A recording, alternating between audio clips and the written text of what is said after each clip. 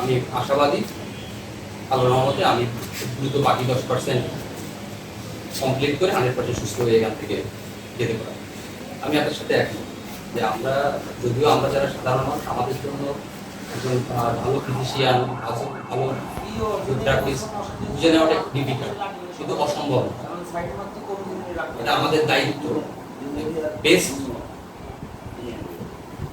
Physiotherapist বা best প্রতিষ্ঠানটাকে খুঁজে বের করা, যাতে করে আমরা বেস্ট সার্ভিসটা সেখান থেকে পেতে পারি। স্বাভাবিক ব্যাপার, যেখানে আমি বেস্ট সার্ভিসটা আমি আশা করবো সেখানে আমাকে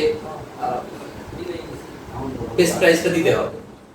কিন্তু এমন যদি হয় যে আমাকে কেউ কম প্রাইসে অফার করছে, বাট আমার ট্রিটমেন্টের ভিতরে কোনো ভুল থাকলো বা যেখানে আমার উপকার হওয়ার পরিবর্তে উন্নতি হওয়ার পরিবর্তে অবনতি হলো বা কোনো সাইড এফেক্ট হলো, তো সেই ক্ষেত্রে আমি নিজেও রিয়েলাইজ করি এবং সবার জন্য আমার মনে হয় এটাই করা উচিত যে একজন ভালো প্রতিষ্ঠান খুঁজে সেটা প্রাইসের সাথে কম্প্রোমাইজ না করে কোয়ালিটিটাকে এনশিওর করে বা কোয়ালিটির জন্য বেটার কোয়ালিটির জন্য ভালো জায়গায় ট্রিটমেন্ট নেওয়া, যেটা আমি এখানে এসে পাইছি।